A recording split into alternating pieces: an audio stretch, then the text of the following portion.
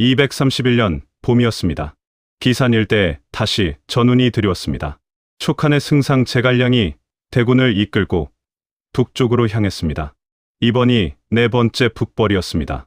그리고 위나라에서는 대장군 사마이가 그를 막기 위해 군대를 이끌고 왔습니다.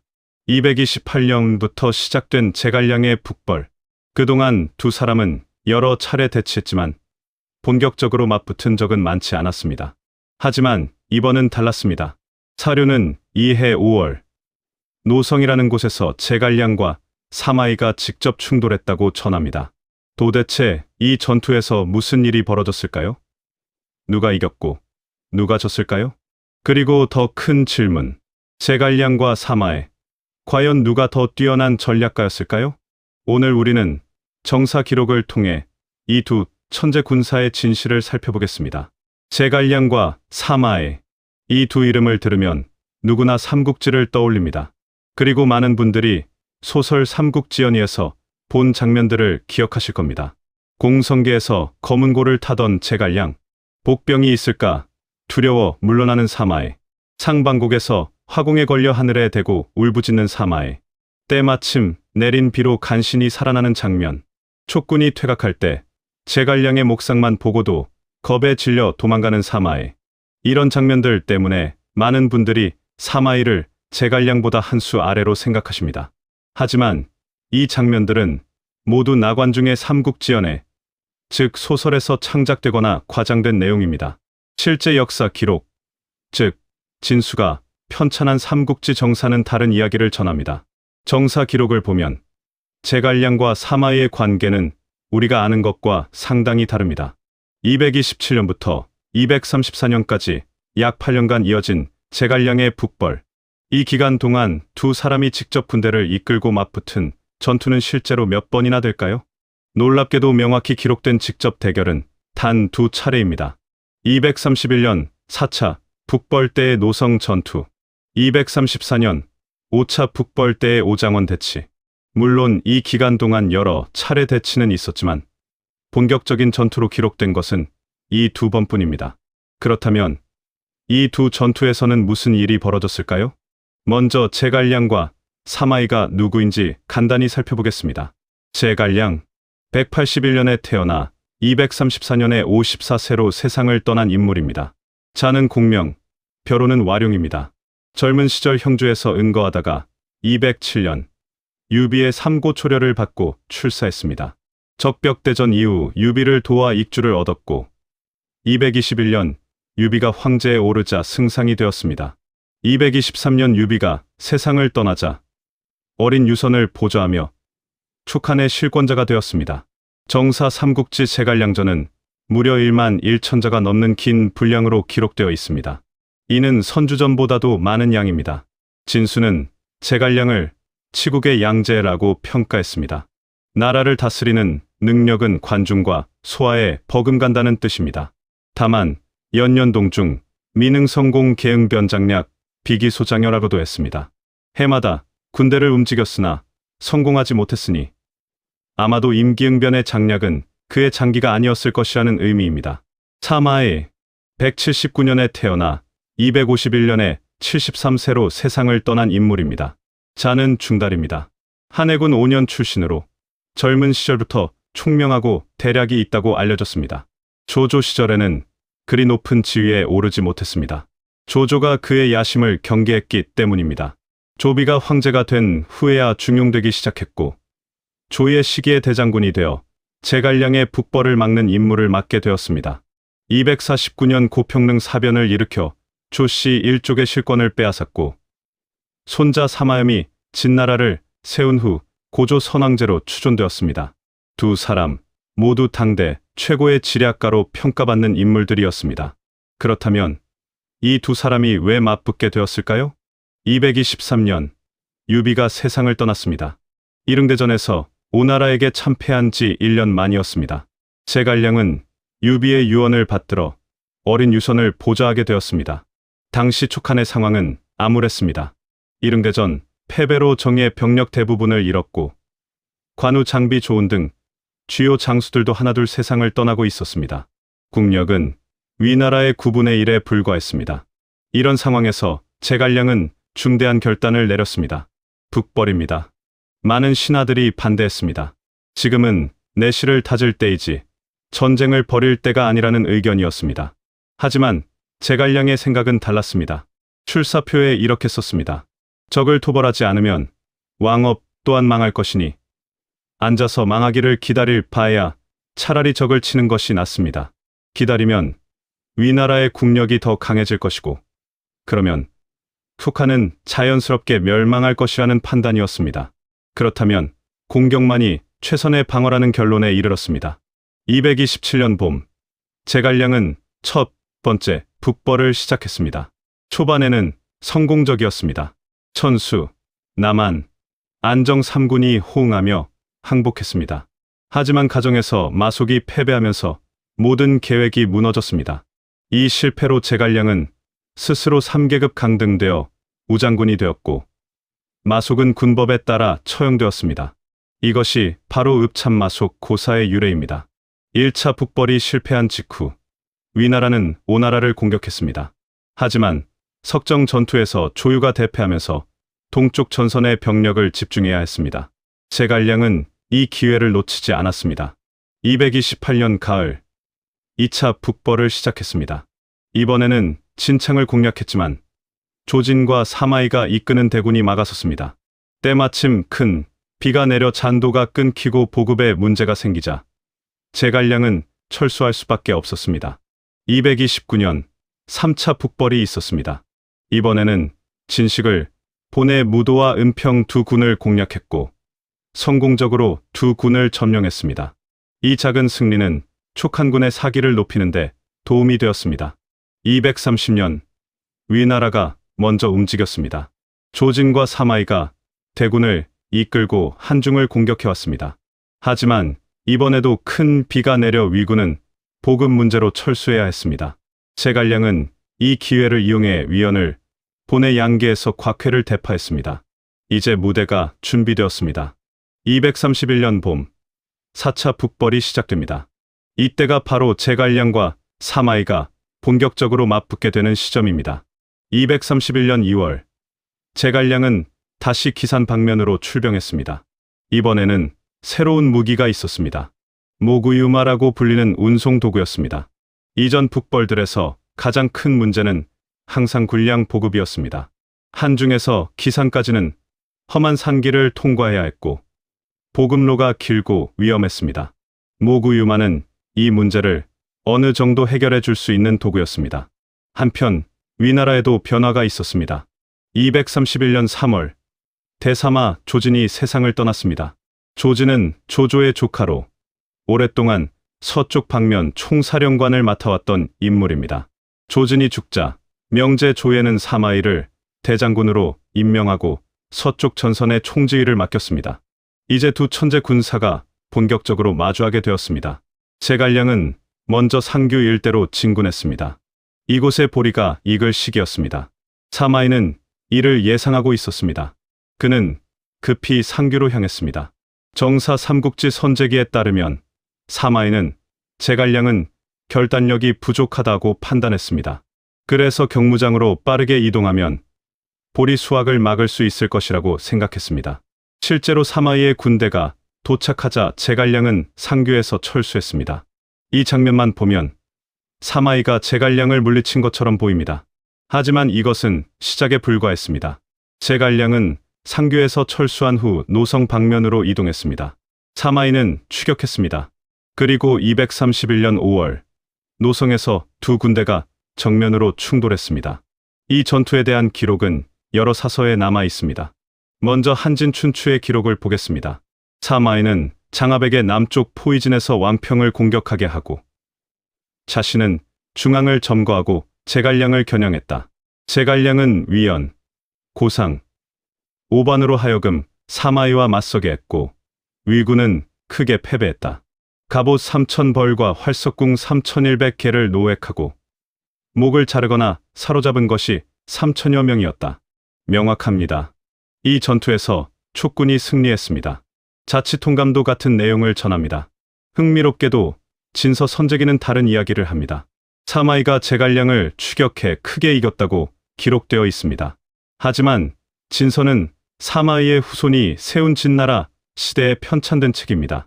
선조를 띄우기 위해 사실을 왜곡했을 가능성이 높습니다. 실제로 배송진은 진서의 이 기록이 신빙성이 없다고 지적했습니다. 더 중요한 증거가 있습니다. 노성 전투 이후 사마이의 전략이 완전히 바뀌었습니다. 정사 삼국지 명제기에는 이런 기록이 있습니다. 조예가 사마이에게 조칙을 내렸습니다. 단지 성벽을 굳게 지켜 촉군의 날카로운 기운을 꺾어라. 나아가 공격할 수 없게 하고 물러나 싸울 수 없게 하여 오랫동안 머물게 하면 군량이 부족할 것이다. 이것이 바로 견벽거수 전략입니다. 왜 사마이는 노성 전투 이후 이 전략으로 바뀌었을까요? 답은 명확합니다. 정면 대결에서 이길 자신이 없었기 때문입니다. 노성 전투에서 패배한 후 사마이는 제갈량과 직접 싸우는 것을 피했습니다. 이것은 패배를 인정하는 것과 다름없습니다. 물론 결과적으로는 이 전략이 효과가 있었습니다. 제갈량의 가장 큰 약점은 보급이었습니다. 모구유마가 있어도 한계가 있었습니다. 231년 여름, 익주에서 큰 비가 내렸습니다. 보급로가 차단되었습니다. 제갈량은 어쩔 수 없이 철수해야 했습니다. 사마이는 장압에게 추격을 명령했습니다. 하지만 제갈량은 이미 복병을 준비해 두었습니다. 목문도에서 위군이 매복에 걸렸고 장압이 화살에 맞아 전사했습니다. 장압, 한때 원소를 섬기다가 조조에게 귀순한 명장이었습니다. 위나라 최고의 야전 지휘관 중 한 명이었습니다. 그가 이렇게 전사한 것은 위나라의 큰 손실이었습니다. 4차 북벌은 이렇게 끝났습니다. 영토 확장에는 실패했지만 노성 전투에서 위군을 크게 무찔렀고 장압이라는 명장을 제거하는 전과를 올렸습니다. 제갈량은 성도로 돌아가 다시 준비를 시작했습니다. 이번에는 장기전을 준비했습니다. 3년간 군량을 비축하고 둔전을 준비했습니다. 234년 봄, 5차 북벌이 시작되었습니다. 이번에는 규모가 달랐습니다. 10만 대군을 동원한 최대 규모의 원정이었습니다. 제갈량은 오장원에 진을 쳤습니다.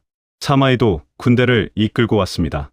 두 군대는 위수를 사이에 두고 대치했습니다. 초반에 제갈량은 양염을 보내 무공수를 건너게 했습니다. 사마이가 공격해왔지만 제갈량이 직접 강을 건너오자 사마이는 퇴각했습니다. 이후 제갈량은 두 차례 기만 기동을 시도했지만 곽회만이 이를 간파해 큰 성과는 없었습니다. 그 사이 촉군은 오장원 일대에서 둔전을 시작했습니다. 군사들이 직접 밭을 갈고 씨를 뿌렸습니다. 이것은 장기전을 준비하는 것이었습니다. 사마이는 견벽거수 전략을 고수했습니다. 성벽 안에 틀어박혀 나오지 않았습니다. 제갈량은 사마이를 도발하기 시작했습니다. 여성의 의복과 장신구를 보냈습니다. 당신이 남자라면 나와서 싸우라는 의미였습니다. 연희에서는 사마이가 이 도발을 무시하고 침착하게 대응한 것으로 나옵니다. 하지만 정사 기록은 다릅니다. 사마이는 화가 나서 출격하려 했습니다. 신비와 다른 장수들이 간신히 말렸습니다. 제갈량이 우리를 유인하려는 것입니다. 나가면 안 됩니다. 사마이는 마지못해 참았지만 속으로는 분노로 가득했습니다. 그래도 나가지 않았습니다. 한편 사마이는 제갈량의 사신이 올 때마다 특이한 질문을 했습니다. 제갈량은 잘 주무십니까? 드시는 음식은 얼마나 됩니까? 20대 이상의 벌에 모두 직접 관여하십니까? 사신이 대답했습니다. 승상께서는 일찍 일어나고 밤늦게 주무십니다. 20대 이상의 벌을 모두 직접 보십니다. 음식은 몇 대도 드시지 못하십니다. 사마이가 말했습니다. 제갈량이 오래 살지 못할 것이다. 그의 판단이 맞았습니다. 234년 8월, 제갈량이 오장원 진중에서 쓰러졌습니다. 과로였습니다. 모든 일을 혼자 처리하려 했던 것이 화근이었습니다. 제갈량은 54세로 세상을 떠났습니다. 그의 마지막 말은 후출사표에 쓴 그대로였습니다. 국궁 진취 사이후이 몸이 부서질 때까지 노력하고 죽음에 이르러서야 그만두겠다는 뜻이었습니다. 제갈량이 죽자 촉군은 양희의 지휘 아래 조용히 철수했습니다. 소식을 들은 사마이가 추격했습니다. 하지만 촉군이 갑자기 방향을 돌려 공격 태세를 취하자 사마이는 황급히 군대를 물렸습니다. 이것이 바로 사공명주생중달 고사입니다. 죽은 제갈량이 산 사마이를 쫓아냈다는 뜻입니다. 백성들이 이 일을 비웃자 사마이는 이렇게 말했습니다. 산 사람은 헤아릴 수 있어도 죽은 사람은 어찌하겠는가. 촉군이 완전히 철수한 후 사마이는 촉군의 진영을 살펴보았습니다. 그리고 감탄했습니다. 과연 천하의 기재로다. 제갈량의 북벌은 이렇게 끝났습니다. 6년간 5차례의 원정, 수십만의 병력을 동원했지만 결국 위나라 영토를 크게 확장하지는 못했습니다. 그렇다면 제갈량은 실패한 것일까요? 사마이가 승리한 것일까요?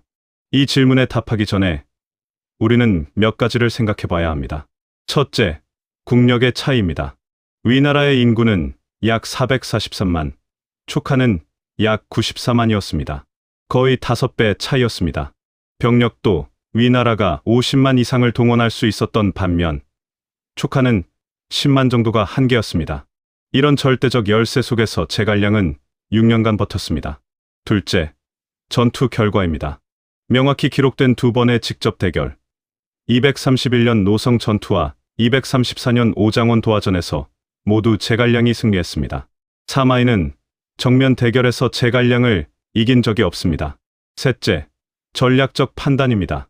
사마이의 견벽거수 전략은 결과적으로 성공했습니다. 하지만 이것은 제갈량을 정면으로 이길 수 없다는 것을 인정한 것이기도 합니다. 진수는 제갈량을 평가하며 이렇게 말했습니다. 치국의 제주는 관중과 소아의 버금가지만 임기응변의 장략은 그의 장기가 아니었을 것이다. 하지만 이것은 치국의 능력과 비교했을 때의 평가입니다. 같은 평에서 진수는 이렇게도 말했습니다. 대오가 정제되고 상벌이 엄숙했다. 굿이 구부러짐이 없고 기술이 교묘함이 없었으니 적과 싸우는 것이 바르고 정대함으로 하였다. 제갈량의 군대는 엄격한 기율과 명확한 상벌로 움직였습니다. 이것이 국력이 5배나 차이나는 위나라를 상대로 6년간 버틸 수 있었던 이유입니다. 반면 사마이는 어떻습니까? 뛰어난 전략가임은 분명합니다. 견벽거수 전략으로 제갈량의 북벌을 막아냈고 후에는 공소년의 난과 왕릉의 난을 진압했습니다. 249년에는 고평릉 사변을 일으켜 조씨 일족의 실권을 빼앗았고 그의 손자 사마염이 진나라를 세웠습니다. 결과적으로 사마씨가 천하를 통일했으니 사마이를 최후의 승자라고 부를 수도 있습니다. 하지만 전투 지휘관으로서 순수한 군사적 능력만 놓고 본다면 어떨까요? 기록은 명확합니다. 제갈량과의 직접 대결에서 사마이는 한 번도 이기지 못했습니다. 그렇다면 결론은 무엇일까요? 제갈량은 전투에서는 이겼지만 전쟁에서는 지지 못했습니다. 사마이는 전투에서는 졌지만 전쟁에서는 이겼습니다. 제갈량의 뛰어남은 약한 나라로 강한 나라에 맞선 것에 있습니다. 사마이의 뛰어남은 강한 나라의 힘을 최대한 활용한 것에 있습니다. 두 사람 모두 자신의 위치에서 최선을 다했습니다. 234년 8월 오장원에서 제갈량이 세상을 떠났습니다. 그의 유언대로 한중 정군산에 묻혔습니다. 자손들에게 남긴 재산은 뽕나무 800그루와 척박한 농토 15경이었습니다.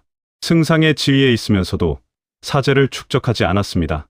오늘날까지도 제갈량은 충신과 지략가의 상징으로 남아 있습니다. 사마이는 251년까지 살았습니다. 73세였습니다.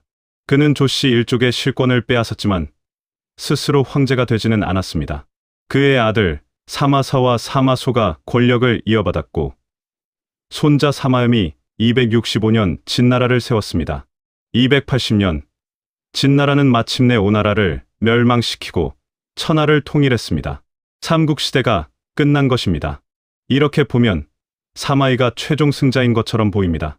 하지만 진나라는 통일 후 얼마 지나지 않아 팔왕의 난으로 혼란에 빠졌고 결국 316년 흉노에게 멸망당했습니다. 겨우 51년 만의 일이었습니다. 역사는 참으로 아이러니합니다. 오늘 우리는 제갈량과 사마이의 실제 전투 기록을 살펴보았습니다. 연의에서 본 것과는 많이 다릅니다. 사마이는 제갈량에게 번번이 당하는 어리석은 인물이 아니었습니다. 제갈량은 모든 것을 완벽히 예측하는 신선 같은 존재가 아니었습니다.